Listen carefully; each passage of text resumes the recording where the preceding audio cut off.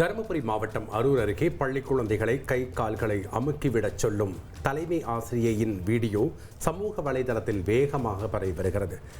மாவேரிப்பட்டி கிராமத்தில் செயல்பட்டு வரும் ஊராட்சி ஒன்றிய தொடக்கப் பள்ளியில் தலைமை ஆசிரியராக கலைவாணி என்பவர் பணிபுரிந்து வருகிறார். இவர் பள்ளி நேரத்தில் மேசையின் மீது படுத்துக்கொண்டு மாணவர்களை கை கால்களை அமுக்கிவிடச் சொல்லும் வீடியோ வெளியானது. இதையடுத்து மாவட்ட கல்வி அலுவலர் மற்றும் வட்டார கல்வி அலுவலர் ஆகியோர் அப்பள்ளிக்கு நேரில் சென்று தலைமை ஆசிரியர் மற்றும் மாணவர்களிடம் விசாரணை மேற்கொண்டுள்ளனர்.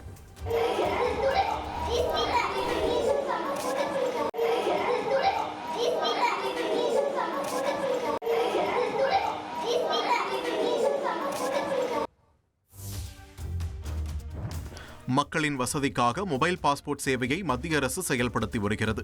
இதுகுறித்த தகவல்களை மதுரை மண்டல பாஸ்போர்ட் அலுவலர் வசந்த் கூறுகையில், கடந்த ஜூனில் மொபைல் பாஸ்போர்ட் சேவை புதிய முயற்சியாக தொடங்கப்பட்ட நிலையில் விருதுநகரில் முதலாக மொபைல் பாஸ்போர்ட் சேவை தொடங்கப்பட்டுள்ளது. எல்லோருக்கும் எளிமையான முறையில் பாஸ்போர்ட் கிடைக்க வேண்டும் என்ற நல்லெண்ணத்திலும் எந்தெந்த பகுதி மக்களுக்கு பாஸ்போர்ட் தேவை என்பதை கண்டறிந்து பாஸ்போர்ட் வழங்கும் மொபைல் வேன் அந்தந்த பகுதியை நோக்கி பயணித்து வருகிறது. இடைத்தரகர்களின் தவறான வழிகாட்டுதலில் இருந்து மக்களை பாதுகாக்கவும் நேர விரயமின்றி எளிய முறையில் ஒவ்வொருவருக்கும் பாஸ்போர்ட் கிடைக்க செய்ய மொபைல் வேன் பாஸ்போர்ட் சேவையை செயல்படுத்தி வருகிறோம் என்றார். தரங்கம்பாடியில் 3 மணி நேரமாக நடைபெற்ற மீனவர்கள் சாலை மறியல் போராட்டம் முடிவுக்கு வந்துள்ளது.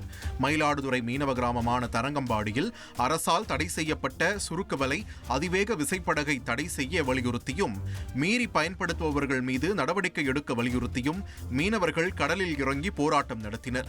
நெடுஞ்சாலையில் சாலை மறியலும் செய்தனர்.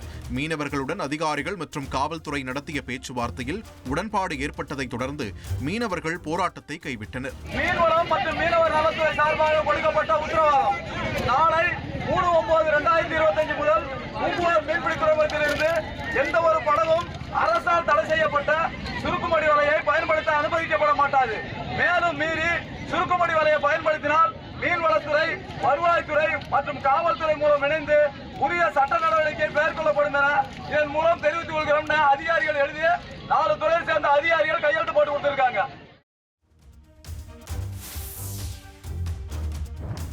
புதுக்கோட்டை அருகே பொதுமக்களையும் பள்ளி மாணவர்களையும் அச்சுறுத்தி வந்த குரங்குகளை வனத்துறையினர் கூண்டு வைத்து பிடித்தனர். நிசாம் காலனி பகுதியில் கடந்த சில நாட்களாக குரங்குகளின் தொல்லை அதிகரித்து காணப்பட்டது. இதுகுறித்து வனத்துறைக்கு புகார் மனு அளிக்கப்பட்ட நிலையில் குரங்குகள் கூண்டு வைக்கப்பட்டு பிடிக்கப்பட்டன. மேலும் சில குரங்குகள் கூண்டினை கண்டு அஞ்சி தப்பிச் சென்ற நிலையில் அவற்றையும் பிடிக்க வேண்டும் என அப்பகுதியினர் கோரிக்கை வைத்துள்ளனர். இனி செல்லும் இடமெல்லாம் செய்தி. தந்தை டிவியின் வாட்ஸ்அப் சேனலை ஃபாலோ பண்ணினா செல்லருக்கும் இடமெல்லாம் செய்தி. இதோ QR கோட் இப்பவே ஸ்கேன் பண்ணுங்க, ஃபாலோ பண்ணுங்க.